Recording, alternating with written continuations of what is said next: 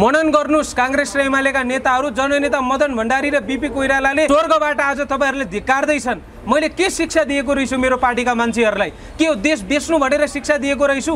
के यस देशका जनताहरूको जीवनलाई तपाईको धराशायी बनाउनु, भयावह बनाएर आफ्नो छोराछोरीको मात्र भविष्य सुनिश्चित गर्नु भन्ने शिक्षा दिएको रहेछु भनेर आज धुरुधुरु रोइरहेका छन्, भावविह्वल भएका छन् तपाईका संस्थापक नेताहरू, तपाईका राष्ट्रवादी देशभक्त नेताहरू। त्यसै कारणले गर्दा बेलैमा सचेत हुनुस्, बेलैमा तपाईको सजग हुनुस्, विगतका गल्ती कमी कमजोरीहरूलाई सुधार्नतर्फ लाग्नुस्। होइन भने जे पूर्व मन्त्री तरुण दलका निवर्तमान अध्यक्ष महेन्द्र यादवसँग घटेको छ, अब फ्रस्ट्रेसनमा गएका, डिप्रेसनमा गएको यो राज्य सत्ता मार्फत उत्पीडनमा तपाईको परेका युवाहरूले प्रत्येक नेताहरूलाई चाहिँ आज खुकुरीले टार्गेट गर्नेछन्।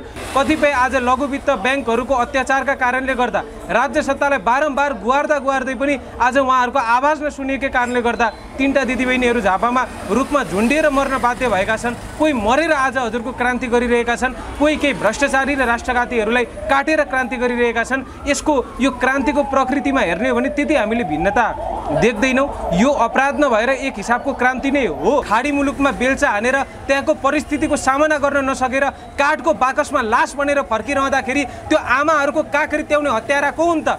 यिनै प्रमुख नेताहरू हुन्। हेर्नु, माइग्रेसन त युएसदेखि युरोपमा पनि हुन्छ, युरोपदेखि क्यानाडामा पनि हुन्छ, तर कुनै पनि नागरिकले चाहिँ दुई छाक टार्नका लागि विदेशिन बाध्य हुनु नपरोस्। त्यो स्थितिको अन्त्य गर्ने नेतृत्वको जिम्मेवार हो। आज आफ्नो छोराछोरीहरूलाई आइभी लिगमा, स्ट्यानफोर्डमा, हार्वर्ड लगायतका ठुला युनिभर्सिटीहरूमा पढाइरहँदा, करोडौँको महलमा आज राखिरहँदा, करोडौँको गाडीमा चढाइरहँदाखेरि किन आजको दिनमा जनताहरूलाई चाहिँ यस किसिमको सुविधा दिनुपर्छ? मेरो सन्तान सँगसँगै यस देशका प्रत्येक युवाहरू मेरा सन्तान हुन् भन्ने त्यो चेतना हाम्रो नेतृत्वहरूमा नहुँदो होला। तर किन आज चाहिँ हाम्रो देशको युवाहरू खाडीमा मर्न बाध्य छन् र ती आमाहरूको कोख रितिन बाध्य? यी नेताहरू भनेको नेपाली अनुहारका होलान्, नेपाली आमाका सन्तान हो भनेर गर्व गर्दै हिँड्छन् होला, तर यिनीहरूभन्दा ठुलो कुपुत्र कोही पनि छैनन्। श्याम सापकोटाले ठुलो हिम्मत गरेका हुन्। कतिपय राजावादी साथीहरूले उनलाई पागल भनेर पनि चित्रण गर्दै हुनुहुन्छ। यो देशमा परिस्थितिका कारणले गर्दा आधी भन्दा बढी नेपालीहरू डिप्रेसनको शिकार छन्। राम्रो बोल्नेलाई, जनताको हितमा सोच्नेलाई, जनताको जनजीविकामा परिवर्तन ल्याउने कोसिस गर्नेलाई कसैले पनि नराम्रो गर्दैन। सबै जनताले सम्मान गर्छन्। तपाईले आफ्नो व्यवहारमा परिवर्तन ल्याउनुहुन्छ भने नागरिकले आफ्नो व्यवहारमा परिवर्तन ल्याउँछन्। होइन भने यो क्रम जारी रहन्छ। म फेरि पनि भन्छु, कसैलाई गोली हान्नु राम्रो होइन, खुकुरीले काट्नु राम्रो होइन, तर यिनै नेताको कुकर्मका कारणले गर्दा जनताहरू बाध्य भएका छन्। नेताहरूले, यो देशका राजनीतिक दलहरूले जेसुकै गर्दा पनि हुन्छ, यिनैका विद्यार्थीहरूले प्राध्यापकलाई तपाईको कुटेर टाउको फुटाएर नालीमा फ्याँकिरहँदाखेरि यिनीहरूमाथि कारबाही हुँदैन। यिनीहरूले ठुला अपराध कुकर्म गरिरहँदाखेरि डिएसपीको कार्यकक्षामा सम्मानसहित कफी खुवाएर त्यहाँका नेताले फुलमालासहित यिनीहरूलाई रिहा गर्छन्।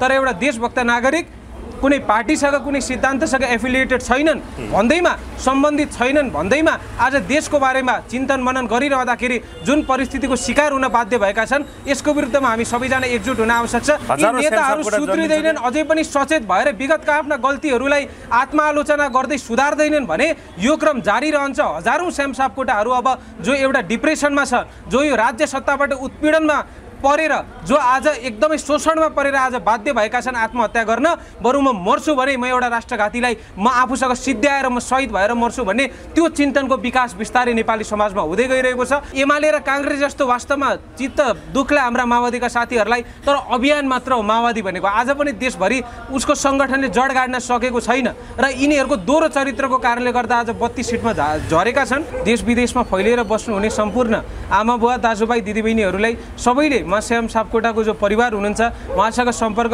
गरेर आफूले सक्ने आर्थिक, नैतिक, भौतिक सहयोग गर्नुहोला प्रत्यक्ष रूपमा। र श्याम सापकोटाका लागि हामी सबैले आवाज उठाउँ। दर्शक नमस्कार, वीर गोर्खाली अनलाइन टेलिभिजनमा अहिलेको जल्दो बल्दो राजनीति विषयमा कुरा गर्नको लागि हुनुहुन्छ युवा, स्वतन्त्र युवा नेता, राजनीतिक विश्लेषक पनि, क्रान्तिकारी योद्धा अर्जुन पौडेलजी। उहाँलाई हामी स्वागत गरौँ। अर्जुनजी, स्वागत छ यहाँलाई। हजुर, धन्यवाद। आराम हुनुहुन्छ? आरामै छु। अनि तपाईँ त आरामै हुनुहुन्छ होइन? देशलाई आराम छैन भनेर या त खुकुरी काण्डहरू मच्चे, त्यो कुरालाई लिएर विभिन्न टिका टिप्पणी भए। जस्तै राजावादीहरूले प्रेस विज्ञप्ति झिके होइन, यो मेरो राजावादी होइन, तर विगत 5-6 वर्ष 10 वर्षदेखि उहाँ राजा चाहिन्छ भन्ने आन्दोलनरत हुनुहुन्थ्यो। तपाईँहरूसँगै पनि कतिचोटि देखिएको भने गणतन्त्रवादीहरू केही थोरै 1% टिका टिप्पणी बाहेक श्याम सापकोटाको पक्षमा सामाजिक सञ्जाल तातियो। 79% भन्दा बढी सामाजिक सञ्जालमा खुकुरी काण्डलाई चाहिँ खुकुरी काण्ड गराउनेलाई सही भने यसलाई कसरी हेर्नु भएको छ? होइन, यस्तो छ, विगत लामो समयदेखि यही काङ्ग्रेस एमाले माओवादीकै सरकार छ। हजुर, लोकतन्त्र आइसकेपछि यो देश स्विजरल्यान्ड हुन्छ, अहिले भएका समृद्ध राष्ट्रहरूकै औदामा पुग्छ भनेर जनतालाई दिग्भ्रमित तुल्याइयो। तर जब लोकतन्त्र आयो जनताले के पाए त? होला माइती गठबन्धनमा आज 2-4 शब्द बढी बोल्न पाएका छन्, तर के घाँसबास कपासको सुनिश्चितता भयो? के युवाहरू काठको बाकसमा फर्किनु पर्ने त्यो दर्दनाक स्थितिको अन्त्य हुन सक्यो? त्यसै कारणले गर्दा बोल्नु पाउनु मात्र, तपाईँको अभिव्यक्ति स्वतन्त्रता मात्र गणतन्त्रको मूलमर्म होइन। घाँसबास कपासको सुनिश्चितता, रोजगारीको ग्यारेन्टी, लगानीको संरक्षण पनि हजुरको लोकतन्त्रको मर्म हो, जुन आज परिपूर्ण हुन सकेको छैन। आजको दिनमा श्याम सापकोटाले जुन कार्य गर्नुभएको छ यसप्रति अधिकांश नेपाली नागरिकहरूले समर्थन गर्नुको मूल कारण भनेकै यिनै नेतृत्वगणहरूको दुष्कर्म कुकर्मको परिणाम हो जस्तो लाग्छ। आज यिनै नेताहरूले चाहिँ आफूले गरेका पापको आज भागीदार भइरहेका छन् जस्तो मलाई लाग्छ। खुकुरीले नै अनि हान्नुपर्छ त, छिनाउनै खोज्नुपर्छ त? होइन, यस्तो छ, कतिपय स्थितिमा हेर्नुहोस्, प्रेम प्रसाद आचार्य जस्ता व्यवसायीहरू जसले धेरै यही देशमा म केही गर्छु, यो देशको अर्थतन्त्रलाई बुस्ट गर्नका निमित्त म भूमिका निर्वाह गर्छु, म यो देशमा उद्यम गर्छु भनेर आँट गरेका ती युवाहरूलाई राज्यले संरक्षण गर्न सकेन, उहाँहरूको लगानीलाई संरक्षण गर्न सकेन, प्रोत्साहन गर्न सकेन, उल्टै दुरुत्साहित गर्ने काम गर्यो, तपाईँको कमिसन खोज्ने काम गर्यो। त्यसै कारणले गर्दा त्यस्ता कयौँ व्यवसायीहरू संसद भवनको अगाडि, सिंहदरबारको अगाडि जलेर मरेका छन्। कतिपय आज लघुवित्त ब्याङ्कहरूको अत्याचारका कारणले गर्दा राज्य सत्तालाई बारम्बार गुहार्दै पनि आज उहाँहरूको आवाज नसुनिएकै कारणले गर्दा 3टा दिदीबहिनीहरू झापामा रुखमा झुन्डिएर मर्न बाध्य भएका छन्। कोही मरेर आज हजुरको क्रान्ति गरिरहेका छन्, कोही केही भ्रष्टाचारी र राष्ट्रघातीहरूलाई काटेर क्रान्ति गरिरहेका छन्। यसको यो क्रान्तिको प्रकृतिमा हेर्ने हो भने त्यति हामीले भिन्नता देख्दैनौँ। यो अपराध नभएर एक हिसाबको क्रान्ति नै हो। कसैलाई पनि मार्नु, काट्नु, हजुरको गोली हान्नु त्यो गलत होला, तर आज यिनै नेताको दुष्कर्मले गर्दा, कुकर्मले गर्दा यस्तो फल आज भोग्नु परिरहेको छ। नेपाल आमाको छातीमाथि लात हाल्ने यी कुलङ्गार र कुपुत्रहरूको पापको आज भागीदार यिनीहरू भइरहेका छन् भनेर हामीले बुझ्नुपर्छ। त्यही त, जस्तै एमसिसी पास गराउनेको प्रमुख मतियार शेरबहादुर देउबा हो भन्दै कालो झन्डा देखाउँदै गर्दाखेरि, उहाँलाई ध्यान आकर्षण गराउँदै गर्दाखेरि तपाईँहरूको मुख थुन्ने काम गरियो। धेरै दिन तपाईँहरूलाई 2 पटक एउटा नजरबन्दमै राखियो होइन।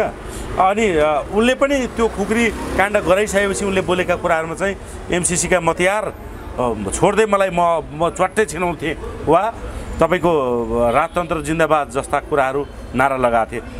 तपाईँहरूको दुइटैको त्यो सोचाइ कहाँ कता मिले जस्तो पनि देखिन्छ, किनकि ऊ पनि एमसिसी सरकारले पास गराएको वा काङ्ग्रेसले नै प्रमुख भूमिका खेलेकोसँग सन्तुष्ट देखिएको छैन श्यामजी पनि। होइन, यस्तो छ, सबै देशभक्त राष्ट्रवादी नेपाल आमालाई माया गर्ने, प्रेम गर्ने, सम्मान गर्ने नागरिकहरूका लागि एमसिसी घातकै छ। हामी विगत लामो समयदेखि राज्य सत्ताको विरुद्धमा र जुन हाम्रो राष्ट्रियता, राष्ट्रिय एकता, सार्वभौम सत्तामाथि खलल पुर्याउने ठुलो षड्यन्त्र भइरहेको छ, यसको विरुद्धमा लागि परिरहेका छौँ। यो हिसाबमा हेर्ने हो, यो दृष्टिकोणले विश्लेषण गर्ने हो भने श्याम सापकोटाज्यू र हाम्रो तपाईँको एजेन्डा मिल्छ। किन भन्दाखेरि हामी कम्युनिस्टहरू जस्तो एमसिसी पारित हुने बित्तिकै यहाँ चाहिँ अमेरिका सेनाहरूले चाहिँ बुट बजारेर हाम्रो चेलीबेटीहरू बलात्कृत हुन्छन् भनेर त्यस्तो तथ्यहीन र अव्यावहारिक विश्लेषण हामी गर्दैनौँ। तर आज जसरी कोल्ड वारपछि संयुक्त राज्य अमेरिकाको विश्व राजनीतिमा एकाधिकार थियो, चीन र भारतको राजनैतिक, आर्थिक र सामरिक उदयका कारणले गर्दा त्यो एकाधिकार तपाईँको पोलराइज हुँदै गइरहेको छ। त्यो कारणले गर्दा चाहिँ हाम्रो भूराजनैतिक महत्त्व शक्ति राष्ट्रहरूको दृष्टिकोणमा तपाईँको निकै बढेको छ। त्यही भएर धेरै पश्चिमा लगायतका धेरै शक्ति राष्ट्रहरू सक्रिय भएर भूराजनैतिक रूपमा हाम्रो भूमिलाई प्रयोग गर्न चाहन्छन्, आफ्नो स्वार्थ परिपूर्ण गर्न। एमसिसी एसपिपी त्यसै गरी प्रयोग गर्नलाई खोजेको भने यो पहिलो चरण हो। पश्चिमाहरूको सक्रियताका निमित्त पहिलो चरण हो। ठिक छ, हाम्रा देशका नेताहरू गफाडी छन्, व्यवहारिक कुरा गर्दैनन्, तर यही तपाईँको अमेरिकन सरकारका दक्षिण एसिया मामिला हेर्ने सहायक सचिवले नेपालमा आएर यो एसिया प्रशान्त रणनीति अर्थात् आइपिएस इन्डो पेसिफिक स्ट्राटेजीको महत्त्वपूर्ण अङ्ग हो भनेर किन बोल्नुभयो? योभन्दा अगाडिको राजदूतले यो भूराजनैतिक षड्यन्त्रकै एउटा महत्त्वपूर्ण हिस्सा हो भनेर अप्रत्यक्ष ढङ्गले किन इङ्गित गर्नुभयो? यो कुरालाई हामीले गम्भीर रूपमा लिनुपर्छ कि पर्दैन? हामी पश्चिमाहरूको मात्र नभएर जुनसुकै शक्ति राष्ट्रहरूको पनि त्यस्तो भूराजनैतिक रणनीतिहरूमा नेपाल जस्तो तपाईँको भूराजनैतिक रूपमा संवेदनशील राष्ट्रले भागीदार हुनु हुँदैन। हामी त शान्तिको पक्षधर हौँ। शान्ति, विश्व शान्ति र एकतालाई हामीले प्रवर्धन गर्नुपर्छ भन्ने पक्षमा छौँ। यो गलत हो र यो खारिज गरिनुपर्छ। यो त इन्भेस्ट हो, लगानी हो पनि भने नि पूर्व अमेरिकी राजदूतले त। हजुर, पक्कै पनि हाम्रै देशका नेताहरू नेपाली अनुहारका विदेशी एजेन्ट भएपछि के गर्न सक्छौँ त? आज आफ्नो राष्ट्रियता, आफ्नो राष्ट्रिय एकतालाई बिर्सिएर जसरी आज नेपालीहरूको भावनामाथि, जीवनमाथि खेल्ने दुष्प्रयत्न भइरहेको छ, यसको विरुद्धमा सबै नेपाली नागरिकहरू एकजुट हुन आवश्यक छ। पक्कै पनि यो भूराजनैतिक षड्यन्त्र हो भन्न त यहाँ कार्यान्वयन गरिसकिएको छ। 2085 सालको भदौ 13 समयलाई सम्पन्न गर्ने भनिएको छ। तर हामी देशभक्त राष्ट्रवादी नेपाली नागरिकहरूले यो भूराजनैतिक षड्यन्त्रलाई कुनै पनि हालतमा सफल हुन दिने छैन। तपाईँ यसो भन्दै गर्नुहुन्छ, उता खुकुरी काण्ड पछि संसदमा हङ्गामा मच्यो, अब कमरेड प्रचण्डले स्वयं तपाईँको हेटौडाबाट अब खुकुरी हान्न थाले, अब चाहिँ सबै हामी कम्युनिस्टहरू एक हुनुपर्छ भनेर बोल्न थाले। होइन, यस्तो छ, यो समाजवादको खोक्रो खोल ओढेर आज जसरी जनतालाई विगत लामो समयदेखि दिग्भ्रमित गरिँदैछ, यिनै समाजवादको तपाईँको खोल ओढेर समाजवादलाई चाहिँ ब्रान्ड बनाएर बेच्ने नेताहरूकै कारणले गर्दा आज हजारौँ आमाहरूको कोख रितिएको छ। घाँसबास कपासको सुनिश्चितताकै लागि आज खाडी मुलुकमा बेल्चा हानेर त्यहाँको परिस्थितिको सामना गर्न नसकेर काठको बाकसमा लास बनेर फर्किरहँदाखेरि त्यो आमाहरूको काख रित्याउने हत्यारा को हुन् त? यिनै प्रमुख नेताहरू हुन्। हेर्नु, माइग्रेसन त युएसदेखि युरोपमा पनि हुन्छ, युरोपदेखि क्यानाडामा पनि हुन्छ, तर कुनै पनि नागरिकले चाहिँ दुई छाक टार्नका लागि विदेशिन बाध्य हुनु नपरोस्, त्यो स्थितिको अन्त्य गर्ने नेतृत्वको जिम्मेवार हो। आज आफ्नो छोराछोरीहरूलाई आइभी लिगमा, स्ट्यानफोर्डमा, हार्वर्ड लगायतका ठुला ठुला युनिभर्सिटीहरूमा पढाइरहँदा, करोडौँको महलमा आज राखिरहँदा, करोडौँको गाडीमा चढाइरहँदाखेरि किन आजको दिनमा जनताहरूलाई चाहिँ यस किसिमको सुविधा दिनुपर्छ? मेरो सन्तान सँगसँगै यस देशका प्रत्येक युवाहरू मेरा सन्तान हुन् भन्ने त्यो चेतना हाम्रो नेतृत्वहरूमा नहुँदो होला। तर किन आज चाहिँ हाम्रो देशको युवाहरू खाडीमा मर्न बाध्य छन् र ती आमाहरूको कोख रितिन बाध्य छन् भनेर हामीले एकपटक आफूले प्रश्न सोधौँ त, आत्मालोचना गरौँ त। यी नेताहरू भनेको नेपाली अनुहारका होलान्, नेपाली आमाका सन्तान हो भनेर गर्व गर्दै हिँड्छन् होला, तर यिनीहरूभन्दा ठुलो कुपुत्र कोही पनि छैनन्। हामी नेपाली नागरिकहरू जाग्नुपर्छ। श्याम सापकोटाले ठुलो हिम्मत गरेका हुन्, कतिपय राजावादी साथीहरूले उनलाई पागल भनेर पनि चित्रण गर्दै हुनुहुन्छ। यो देशमा परिस्थितिका कारणले गर्दा आधीभन्दा बढी नेपालीहरू डिप्रेसनको शिकार छन्। के डिप्रेसनको शिकार भइयो, तपाईँको त्यो एङ्जाइटीमा परियो भन्दैमा मान्छे पागल हो त? तपाईँ हामी नै हाम्रो आर्थिक परिस्थितिका कारणले गर्दा, पारिवारिक परिस्थितिका कारणले गर्दा डिप्रेसनमा होलाौँ, त्यसो भन्दैमा हामीले पागल घोषणा गर्न मिल्छ?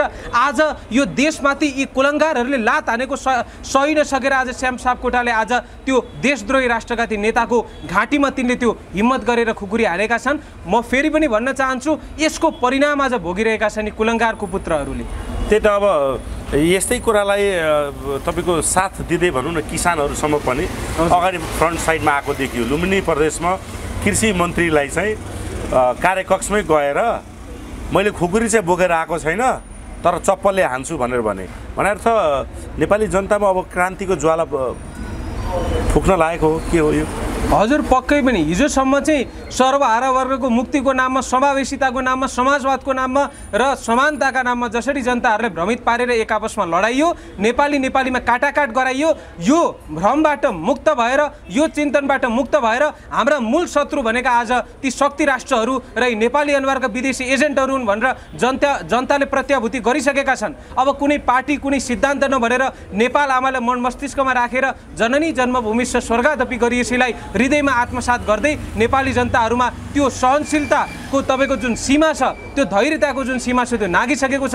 अब जनताहरू मौन रहने छैनन्। यी गगन थापाले भनेको मैले सुनिरहेको थिएँ, उहाँले अब हामी नेताहरू कहाँ जाने, हामी त कहीँ पनि सुरक्षित हुने चाहिँ स्थिति बनेन। के कारणले गर्दा आज तपाईँहरू सुरक्षित हुनुहुन्न भन्नुहोस् त? कुनै पनि नागरिकको तपाईँहरूप्रति व्यक्तिगत रूपमा शत्रुता या वैमनुष्यता हो? पक्कै पनि होइन। तपाईँहरूप्रति पारिवारिक दुश्मनी हो? पक्कै पनि होइन। तपाईँहरू यो देशको नेता भइसकेपछि यो देशका नागरिकहरूको जनजीवनमा परिवर्तन ल्याउने त्यो जिम्मेवार तपाईँहरू हो कि होइन? त्यो जिम्मेवारीले पूर्ण नगरिसकेपछि, उल्टै राष्ट्रियतामाथि खलल पुर्याउने सम्झौताहरूमा हस्ताक्षर गरिसकेपछि, देशका उद्योग कल कारखानाहरूलाई धराशायी बनाइसकेपछि जनताहरूले हात हतियार नउठाएर के उठाउने हो त? हामी प्रश्न गर्न चाहन्छौँ। गगन थापा, विश्वप्रकाश र काङ्ग्रेसी नेताहरू त्यही जुन यादवजी माथि खुकुरी परिवार भयो, उसले पनि उद्योग कल कारखाना बेचेर काङ्ग्रेसले राम्रो गर्यो, नेपालको अर्थतन्त्र बचाए पो भने त।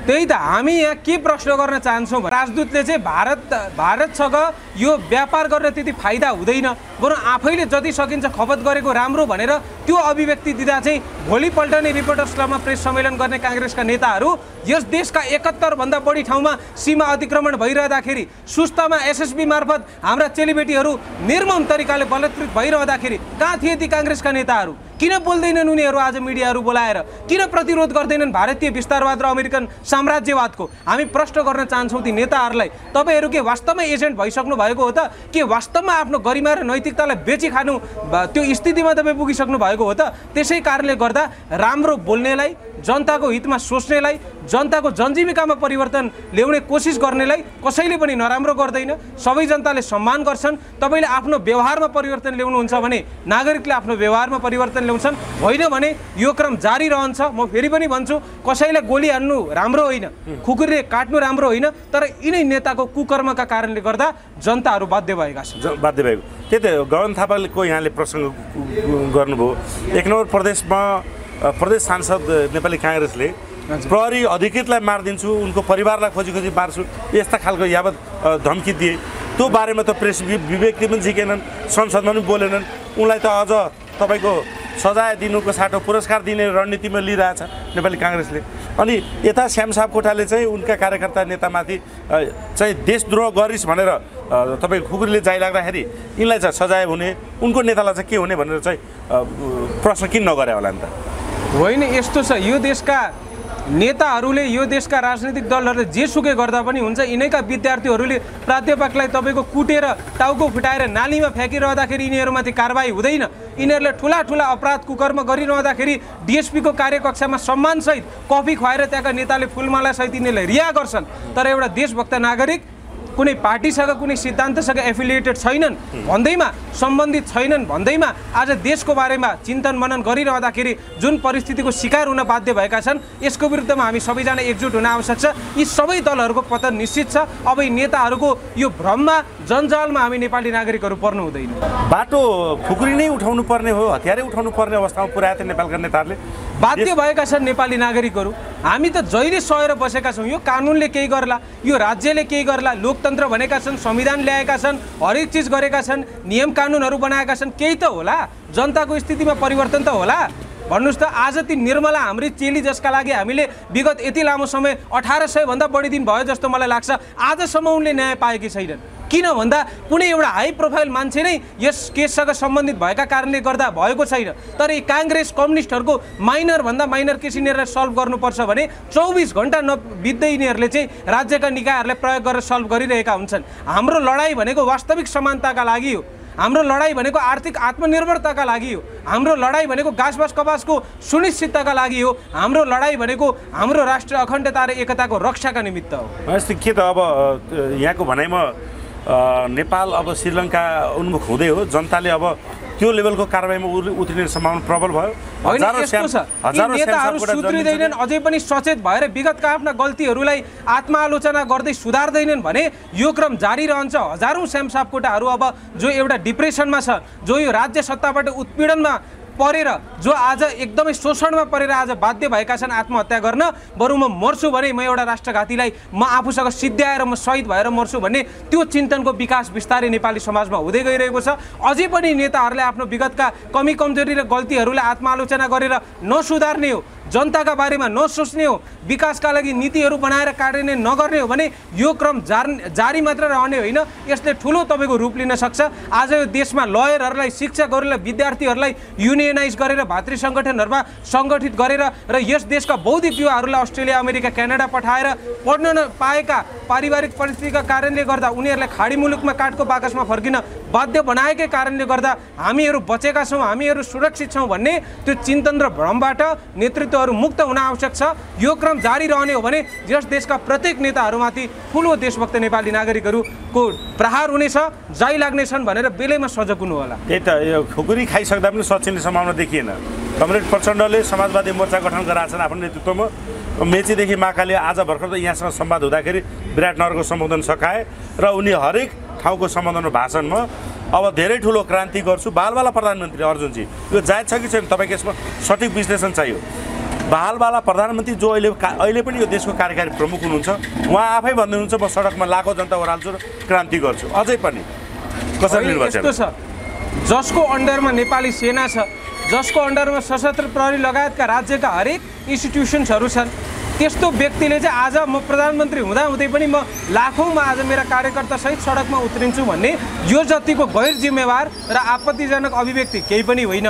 प्रचण्डलाई सबैले आज हिरोको रूपमा चित्रण गर्दैछन्, नारायण काजी श्रेष्ठलाई आज नायकको रूपमा चित्रण गर्दैछन्, तर वास्तवमा एउटा मात्र भ्रष्टाचारको फाइल मात्र यिनीहरूले निष्कर्षमा पुर्याउने हिम्मत गरेका छैनन्। आजु राणा, देउवा, मन्जु खाँडहरू जो प्रत्यक्ष रूपमा आज सम्बन्धित भएको विभिन्न प्रमाणहरूले पुष्टि गर्दैछ, उनीहरूलाई उन्मुक्ति के को आधारमा दिँदैछ? माधव कुमार नेपाल, डाक्टर बाबुराम भट्टराई प्रधानमन्त्री भइरहँदाखेरि ललिता निवास प्रकरणमा नीतिगत निर्णयको आधारमा आज किन उहाँहरूलाई चाहिँ उन्मुक्ति दिँदैछ? यसले के प्रमाणित गर्छ भने यो एक आपसमा नेताहरूले जोगाउने खेल मात्र हो र एमाले र काङ्ग्रेस जस्तो वास्तवमा चित्त दुख्ला हाम्रा माओवादीका साथीहरूलाई, तर अभियान मात्र हो माओवादी भनेको। आज पनि देशभरि उसको सङ्गठनले जड गाड्न सकेको छैन र यिनीहरूको दोहोरो चरित्रको कारणले गर्दा आज 32 सिटमा झरेका छन्। 64 सालदेखि अहिलेसम्म केही सिट बढाउन सकिएला, जोगाउन सकिएला भनेर जनतालाई भ्रमित गरेर भ्रष्टाचारको फाइल खोलेको जस्तो गर्न आज नाटक मञ्चन गरिरहेका छन्।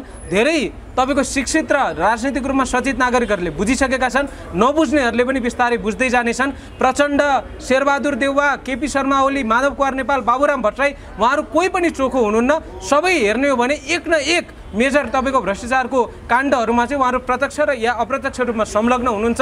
यदि एउटा देशभक्त राष्ट्रवादीको सत्ता आउने हो भने उहाँ सबैजना तपाईँ जेलको खोरमा देख्नुहुन्छ। सबै नेता यति कुरो म साइन गरेर तपाईँलाई दिन तयार छु। जबसम्म एउटा देशभक्त राष्ट्रवादी नीति र नियत दुईटै सफा भएको एउटा नेतृत्व राज्य सत्तामा पुग्दैन, नेतृत्वदायी भूमिका निर्वाह गर्दैन, तबसम्म यी नेताहरूको कुनै पनि एक भ्रष्टाचारको फाइलहरूको निष्कर्षमा पुग्दैन र त्यो नेता जब आउँछ, त्यो देशभक्त नेपाल आमाको सपुत जब आउँछ, यी कोही पनि प्रमुख नेताहरू चाहिँ चोखो भएर आज तपाईँले सडकमा सिंहदरबारमा देख्न सक्नुहुन्न। सबै खोरभित्र जाकिन्छन्, हेर्दै जानु होला। त्यही त अब सच्चा नेतामा दुर्गा प्रसादले पनि यही नै भनेको थिए, यिनीहरूको सोकेस बनाएर सजाएर राख्ने। यो नेताले यो भ्रष्टाचारी गरे, यो राष्ट्रघाती काम गरे, उनीहरूको त्यसरी परिचय दिने, बाचुन्जेल पनि त्यसै गरी राख्ने, मरेपछि पनि फर्मालिन हालेर भए पनि सजाएर राख्ने, ताकि यिनीहरूलाई इतिहासले पनि तपाईँको हुन्छ नि अपमान गरोस् भनेर त्यो खालको सजाय दिने पनि भन्ने हुनुहुन्थ्यो। एकदमै मनन गर्नुहोस्। काङ्ग्रेस र एमालेका नेताहरू, जननेता मदन भण्डारी र बिपी कोइरालाले स्वर्गबाट आज तपाईँहरूले धिक्कार्दैछन्। मैले के शिक्षा दिएको रहेछु मेरो पार्टीका मान्छेहरूलाई? के यो देश बेच्नु भनेर शिक्षा दिएको रहेछु? के यस देशका जनताहरूको जीवनलाई तपाईँको धराशायी बनाउनु, भयावह बनाएर आफ्नो छोराछोरीको मात्र भविष्य सुनिश्चित गर्नु भन्ने शिक्षा दिएको रहेछु भनेर आज धुरु रोइरहेका छन्, भाव विह्वल भएका छन् तपाईँका संस्थापक नेताहरू, तपाईँका राष्ट्रवादी देशभक्त नेताहरू। त्यसै कारणले गर्दा बेलैमा सचेत हुनुहोस्, बेलैमा तपाईँको सजग हुनुहोस्, विगतका गल्ती कमी कमजोरीहरूलाई सुधार्नतर्फ लाग्नुहोस्। होइन भने जे पूर्व मन्त्री तरुण दलका निवर्तमान अध्यक्ष महेन्द्र यादवसँग घटेको छ, अब फ्रस्ट्रेसनमा गएका, डिप्रेसनमा गएको यो राज्य सत्ता मार्फत उत्पीडनमा तपाईँको परेका युवाहरूले प्रत्येक नेताहरूलाई चाहिँ आज खुकुरीले टार्गेट गर्नेछन्। यो मैले भनेको होइन, यो प्रत्येक ती फ्रस्ट्रेसनमा गएका नेपाली नागरिकहरूले भनिरहेका छन्, ती तमाम नेपाली युवाहरूले भनिरहेका छन्। जनताले दिएको साथ हेरेर पनि हुन्छ, पक्कै पनि हेर्नुहोस्। यदि वास्तवमा उहाँले अपराध गर्नुभएको भए, यदि वास्तवमा उहाँ मार्फत चाहिँ त्यस्तो पाप हुन गएको भए आज नेपाली जनताहरूको समर्थन उहाँलाई हुँदैन थियो। अधिकांश पब्लिक रिएक्सन र सोसियल मिडियामा हेर्नुहुन्छ भने सबैले उहाँको समर्थन गरेका छन्। किन भन्दाखेरि यी नेताहरू त नेपाली अनुहारका विदेशी एजेन्टहरू रहेछन्, कुलङ्गारहरू रहेछन्, नेपाल आमाका कुपुत्र रहेछन् भन्ने कुरो त बारम्बार प्रमाणित भइसकेको छ। त्यसै कारणले गर्दा श्याम सापकोटाले, म फेरि पनि भन्छु, म कसैलाई गोली हान्नु, कसैलाई खुकुरी हान्नु त्यो कदापि पनि सही होइन। तर यिनै नेताहरूले जुन अति गरिसकेको छन्, यसले नेपाली जनताहरूको धैर्यता र सहनशीलताको सीमा हजुरको नागिसकेको छ। त्यही भएर जनताहरूले नसहन सक्ने स्थिति बनेको हो। अझै पनि सुध्रिँदैनन्, अझै पनि आत्मालोचना गर्दैनन् भने श्याम सापकोटा जस्ता हजारौँ त्यस्ता सबुतहरू जन्मिनेछन्। तयार भएर बसे हुन्छ, तयार भएर बसे हुन्छ।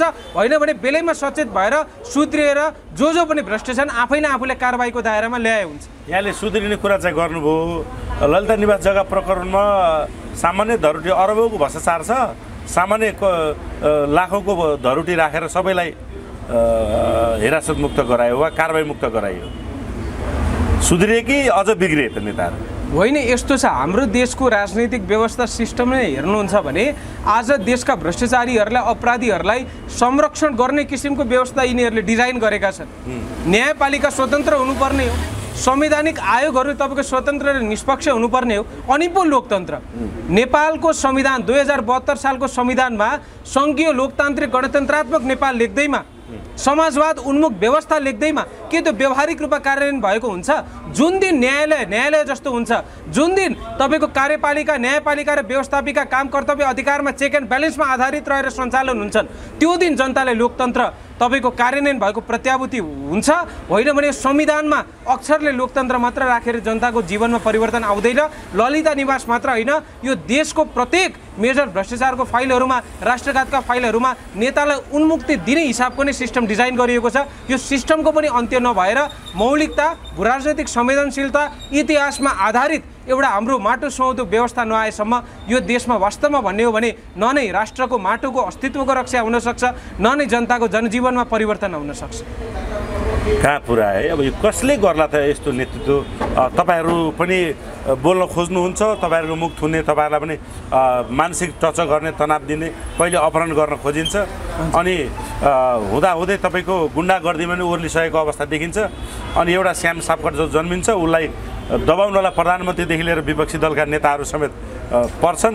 अनि राष्ट्रवादी देशभक्त युवाहरू चाहिँ सामाजिक सञ्जाल र सोसल मिडियामै सीमित छन्। होइन, यस्तो छन्। मैले अहिले अनुसन्धान गर्दै जाँदै देशमा राष्ट्रवादको खुकुरो खोल ओढेर युट्युब र मिडियाहरूमा चर्किने अधिकांश युवाहरू र अभियन्ताहरूलाई पनि आज युएस एम्बेसीले विभिन्न युथ काउन्सिलहरू भनेर त्यस्ता निकायहरूमा एकबद्ध गरेर सङ्गठित गरेर एमसिसी ठिक हो, राष्ट्रघाती सन्धि सम्झौताहरू ठिक हुन्, हामीले स्थापित गरेका एजेन्डाहरूलाई फैलाऊ भनेर त्यो प्रशिक्षणमा ल्याइसकेका छन्। र अरू केही अभियन्ताहरू जो छन् उनीहरू आफ्नो व्यक्तिगत स्वार्थका कारणले गर्दा सङ्गठित हुन सकेका छैनन्। यसले के प्रमाणित गर्छ भने यी नेता मात्र नभएर यी स्वार्थी अभियन्ताहरू पनि यस देशका लागि चिन्तित रहेन रहेछन्। आफ्नो पकेट भर्नका लागि मात्र यिनीहरूले राष्ट्रवाद र देशभक्ति भावनाको जनतालाई नाटक गरेर भ्रमित गरिरहेका रहेछन् जस्तो लाग्छ। अन्तमा के भन्न चाहनुहुन्छ श्याम सापकोटा केही बारेमा, उनको परिवारको लागि, श्याम सापकोटाको लागि, उनले गरेका कदमको लागि, त्यसबाहेक देश र जनताको लागि? होइन, यस्तो छ, अहिले उहाँको परिवारको निकै दुःखद स्थिति रहेको छ श्याम सापकोटा ज्यूको। त्यसै कारणले गर्दा देश विदेशमा फैलिएर बस्नुहुने सम्पूर्ण आमा बुवा, दाजुभाइ, दिदीबहिनीहरूलाई सबैले उहाँ श्याम सापकोटाको जो परिवार हुनुहुन्छ उहाँसँग सम्पर्क गरेर आफूले सक्ने आर्थिक, नैतिक, भौतिक सहयोग गर्नुहोला प्रत्यक्ष रूपमा। र श्याम सापकोटाका लागि हामी सबैले आवाज उठाउँ। यो प्रक्रिया, यो मार्ग गलत भए पनि आज यो जनताको आक्रोशको प्रतिबिम्बको रूपमा हामीले श्याम सापकोटा ज्यूको उहाँको यो कार्यालय हेर्न सक्छौँ। त्यसै कारणले गर्दा सबैले सपोर्ट गरौँ, सबैले उहाँले रिहा गर्नुपर्छ भनेर चाहिँ एकजुट भएर अगाडि बढौँ भन्न चाहन्छु। त्यही त, एउटा श्याम सापकोटा आज हजुर उसले सजाय भोग्यो र उनको आवाज बन्द गरियो भने, उनका कदम बन्द भयो भने फेरि अर्को श्याम सापकोटा जन्मिनु त जुगो जुग लाग्ला। हजुर, पक्कै पनि। अब यस्तै तपाईँको क्रम जारी रहने हो भने यस्ता हजारौँ श्याम सापकोटाहरू जन्मिन्छन्। तर ती आज हिरासतमा राखिएका, आज नेताहरूको यो राज्य सत्ताको यो विकृत संसदीय व्यवस्थाको शिकार भएका तपाईँको यी श्याम सापकोटालाई हामी सबैले मिलेर सहयोग गर्नुपर्छ। उहाँको जुन कदम रहेको छ, उहाँले देशका लागि खुकुरी चलाउनु भएको, सम्पत्तिका लागि होइन, आफ्नो व्यक्तिगत स्वार्थको लागि होइन, महेन्द्र यादवप्रति शत्रुता, वैमनस्यता भएर होइन, एमसिसीहरूको विरुद्धमा, एमसिसीका एजेन्टहरूको विरुद्धमा खुकुरी चलाउनु भएको, यो देशका युवाहरूलाई बेरोजगार बनाउनेहरूका विरुद्धमा खुकुरी चलाउनु भएको हो। त्यसै कारणले गर्दा कसैलाई मार्ग प्रक्रिया त गलत लाग्न सक्छ, त्यो स्वाभाविक हो। तर उहाँको जुन कदम थियो त्यो किन चाल्नु भयो, के चिन्तनले, के उद्देश्यले चाल्नुभयो भनेर मनन गरौँ। सबैले श्याम सापकोटालाई सहयोग गरौँ। उहाँको परिवारलाई पनि हामीले चाहिँ संवेदना प्रकट गरेर उहाँलाई सहयोग गरौँ भन्न चाहन्छु। दर्शकवृन्द, हामी पनि यहाँलाई जानकारी गराउँछौँ। हामी स्क्रिनमा आज पनि फेरि पनि श्याम सापकोटाको परिवारको सेवा नम्बर र bank account number, Sarita Bogati छ उहाँको नाम, नागरिकतामा, त्यो अकाउन्ट नम्बर राखिदिन्छौँ। जो जहाँ जे जस्तो अवस्थामा हुनुहुन्छ, आर्थिक रूपले, भौतिक रूपले र तपाईँको कुनै पनि प्रक्रियाबाट आवाजले उहाँलाई श्याम सापकोटालाई सहयोग गर्न चाहनेहरू कृपया जोडिनु होला। यी सेवा नम्बर पनि हामी राखिदिने प्रयत्न गर्नेछौँ। हामी कोसिस गर्नेछौँ देशको लागि मर्न मार्न तयार युवाहरूको लागि चाहिँ कम्तीमा हामीले सक्ने ठाउँबाट हामीले सहयोग गरिरहेको छौँ। तपाईँहरू पनि आफ्नो ठाउँबाट जोडिनु होला। यो महत्त्वपूर्ण समय र संवादको लागि अर्जुनजी तपाईँलाई धेरै धेरै धन्यवाद छ। जय नेपाल। नेपालको जय होस्।